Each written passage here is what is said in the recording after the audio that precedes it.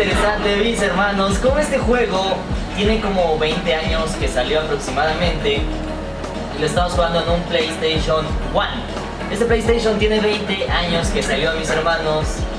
y definitivamente creo que cambió la historia de los videojuegos. Si algo nos ha demostrado la historia es que los grandes cambios, avances tecnológicos y revoluciones provienen después de alguna catástrofe o evento que golpea fuertemente a la humanidad. La revolución industrial, por ejemplo, provino después de la peste negra y el mundo vivió un cambio exponencial después de la Segunda Guerra Mundial. Muchas de las empresas más poderosas del mundo actual fueron creadas por esos años. Tal es el ejemplo de Sony, fundada en 1946 en un Japón devastado por la guerra y que más tarde se convertiría en una de las empresas más poderosas de todo el mundo. Actualmente los videojuegos son tan comunes para el mundo como lo fue alguna vez la televisión. Grandes juegos como Grand Theft Auto o Mario Bros son ampliamente conocidos en todo el globo terráqueo y actualmente grandes juegos como Call of Duty Mobile, Fortnite o Free Fire se apoderan del fértil terreno en los smartphones. Pero ¿te has preguntado quién inventó los videojuegos? ¿En qué año se creó el primer videojuego? Para responder a esta pregunta debemos remontarnos al año 1950, aunque debo admitir que como en cualquier historia no hay una verdad absoluta, pues pudo haber sido antes y en otro país. Sin embargo, se cree que el primer videojuego fue Bertie, el cerebro, diseñado en 1950 por Joseph Cates. Esta era una enorme máquina de 4 metros de altura donde se podía jugar el famoso gato. Lastimosamente, en ese entonces pasó por desapercibido y si bien es cierto que fue desmontado y dejó de existir, actualmente muchos de nosotros podríamos pensar que era súper aburrido y poco práctico. Si bien es cierto que durante los años 50 y 60 la industria del videojuego no tuvo importancia, hubo un visionario que quería otro adelanto para estos y estamos hablando del físico William Higginbotham, quien fue parte del equipo que creó la primer bomba nuclear y que también en el año 1958 crearía uno de los primeros videojuegos, es decir, el mal y el bien pueden proceder de la misma mente, pues así como uno de los responsables de crear una de las armas más destructivas de la humanidad, también se cuelga la medalla como uno de los precursores de los videojuegos. Es así como en octubre de 1958 se mostró al mundo el Tennis for Two, que causó sensación a quienes lo pudieron ver. Este artefacto usaba un pequeño ordenador analógico y los jugadores podían ajustar dos perillas y presionar un botón, que simulaba un juego de tenis en el osciloscopio. En esencia, este es el padre del exitoso juego Pong,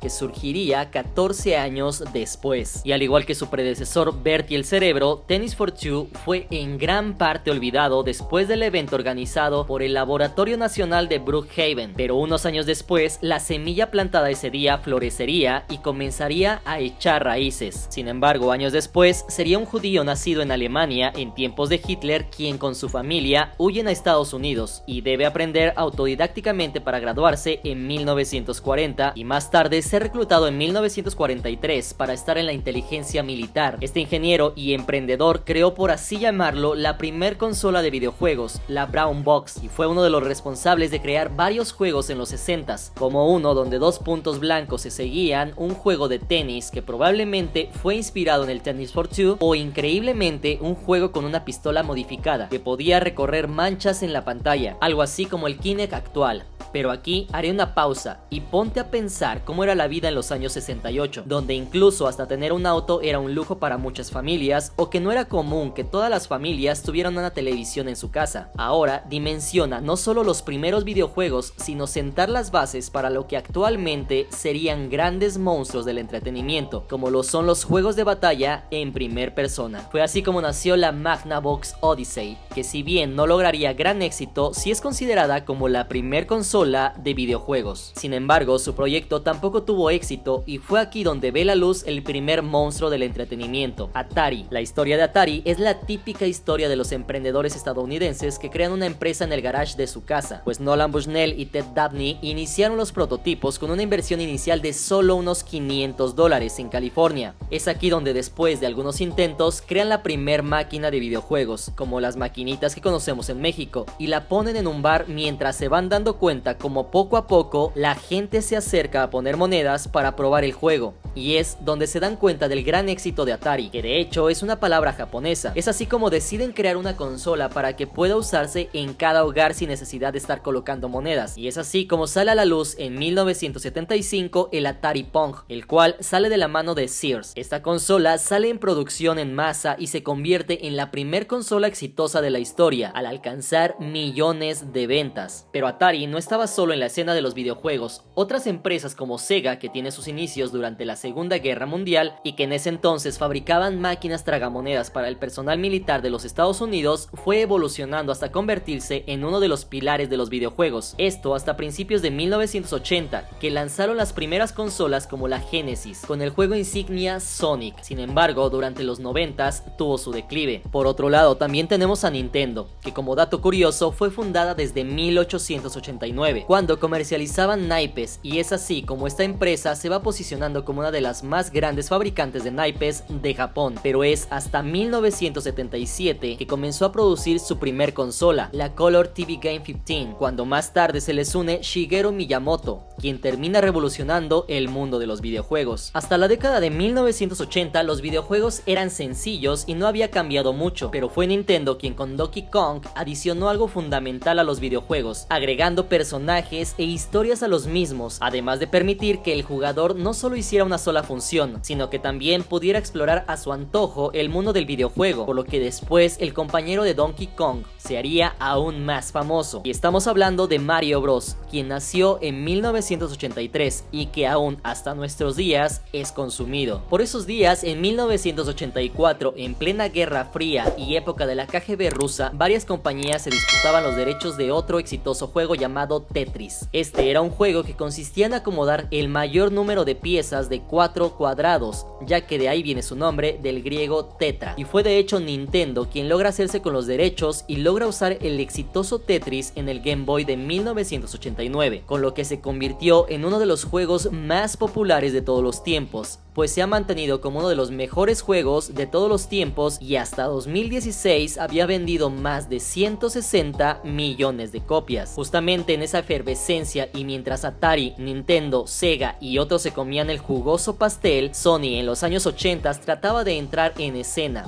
pero justo cuando había logrado un acuerdo comercial con Nintendo, este último cancela el negocio y Sony se queda con las manos vacías. Es así como Ken Kutaragi, un ingeniero japonés, diseñó en secreto la PlayStation 1, que salió al mercado en 1994 en Japón, con lo cual llega al mundo la quinta generación de consolas y que de hecho es considerada la más exitosa de la quinta generación en cuanto a ventas y popularidad, la cual catapultó a Sony como una de las líderes de las consolas. De hecho, algunos de nosotros tuvimos la fortuna de jugar con el PlayStation 1 y para estos tiempos los gráficos eran demasiado buenos, aparte de que había gran cantidad de juegos muy buenos y que incluso, como era de esperarse, pronto se comenzaron a implantar los famosos chips que te permitían jugar videojuegos piratas que costaban no más de 10 pesos o 50 centavos de dólar, lo cual a comparación de los cartuchos de Nintendo suponía una infinidad de posibilidades para muchos de nosotros. Como era de esperarse, el mundo de las consolas amenazaba el mundo de las computadoras, que había dominado Microsoft, y es así como lanza en 2001 el Xbox, esto como medida para competir con el PlayStation 2, quien dominaba el mercado. La gran innovación fue basar la consola en una computadora, pues utiliza gran parte de hardware y software de una computadora para crear esta consola que logra gran éxito con juegos como Halo. A raíz de ese entonces se crea una lucha entre consolas en las que Nintendo con el Wii trata de competir, sin embargo es superada por el Xbox, pero que aún así no le alcanza para alcanzar al gigante de Sony. Hay quienes afirman que la estrategia comercial de Xbox no era ser el líder en ventas, sino evitar que Sony y PlayStation se posicionaran como los gigantes absolutos del entretenimiento. Como era de esperarse, al aumentar la demanda los usuarios comenzaron a darse cuenta que las computadoras también podían ser mucho más potentes y lograr soportar modos gráficos con resoluciones y efectos post-procesamiento gráfico muy superiores a cualquier consola, por lo que si bien es cierto que siempre han existido los juegos para computadora, en los últimos años ha cobrado fuerza el término de PC Gamer, que hasta hace algunos años no era muy sonado, y con la inclusión de altas resoluciones, gráficos muy definidos y sonidos de alta calidad, hay quienes prefieren el uso del PC Gamer para ejecutar algunos de los mejores juegos del mercado, desde los más básicos como Minecraft, que por cierto cierto, con 176 millones de copias ya superó a Tetris como la más vendida, hasta juegos demasiado pesados como el Red Dead Redemption 2 o el Call of Duty Modern Warfare. Pero los videojuegos son la viva imagen del ser humano, y es que jamás dejan de evolucionar. Si te pones a pensar, hace 50 años era impensable jugar en tu televisor, hace 30 era un tremendo lujo jugar Mario Bros o juegos como Driver, FIFA o Gran Turismo en tercera dimensión. Hace 10 años PlayStation nos sorprendía con grandes gráficos nunca vistos y la posibilidad de ver películas Blu-ray en tu consola. Hoy se espera con ansias la llegada del PlayStation 5, que podría correr gráficos en 8K y que los juegos se ven completamente increíbles. O la Xbox X, que de igual forma con Halo, su control y otras sorpresas podría cautivar al público a fines de 2020. Paralelamente al mundo de las consolas, habíamos conocido el Game Boy o la PS Vita, que lograron un mediano éxito, pero ahora les estamos diciendo adiós con la llegada de cada día más poderosos celulares o tablets que, aparte de cumplir con su función de comunicación y redes sociales, también suponen una consola con juegos que cada vez se viraliza más, como es el caso de Fortnite, Call of Duty Mobile, Free Fire, entre otros muchos, y con lo que también se intensifica la cantidad de streamers que juegan en línea con sus seguidores. Hace muchos años se decía que los que jugaban videojuegos no podían tener ningún beneficio económico y que solo era perder el tiempo. Sin embargo, hace algunos años varios jóvenes comenzaron a hacer gameplays en los cuales jugaban y explicaban cómo jugar, lo cual comenzó a ser un gran fenómeno en YouTube y que comenzó a llenar sus bolsillos de dólares, con lo que algo que antes era una burla de que no se podía vivir de jugar videojuegos se volvió una realidad. Por ejemplo, actualmente con la llegada de nuevas plataformas como Twitch, YouTube Gaming o Facebook Gaming, la cantidad de chicos y chicas que se dedican a hacer streaming va en aumento, con lo cual también la cantidad de usuarios que juegan se viraliza. Actualmente se estima que hay más de 2.500 millones de gamers en el mundo, que generan ganancias del orden de los 150.000 millones de dólares anuales, con un crecimiento promedio del 10% a nivel mundial y un 11.5% en América Latina, de los cuales el mercado de consolas es el más fuerte, pero que lo siguen los juegos móviles con casi el 45% de la demanda. La pregunta más interesante será: ¿qué nos espera con el mundo de los videojuegos, que incluso en esta pandemia cobró fuerza? ¿Cómo serán los videojuegos en 10 o 30 años? ¿Será que algún día dejaremos de vivir en la realidad por vivir en la realidad virtual, tal y como lo pronostica la película Ready Player One? Y así como la historia es cíclica, así como Nintendo destronó a Atari y Nintendo fue destronada por PlayStation, ¿quién será el nuevo gigante